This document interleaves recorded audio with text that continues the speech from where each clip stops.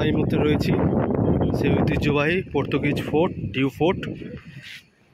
Portuguese শাসন 400 বছরে থাকা এই ফোর্টটা বানানো হয়েছিল, পর্তুগিজের ফোর্ট, ডিউ ফোর্ট।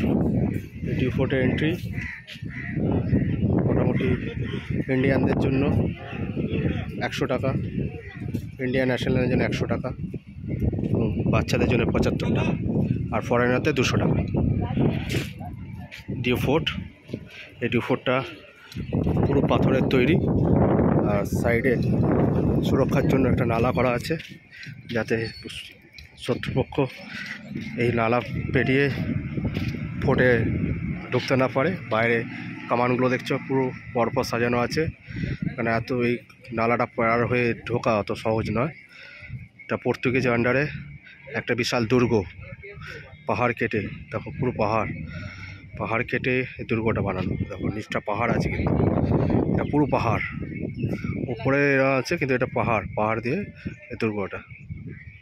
ভেতরে যাব, আরও সব ইনফরমেশন দেবো। থ্যাংক ইউ, সঙ্গে থাকুন।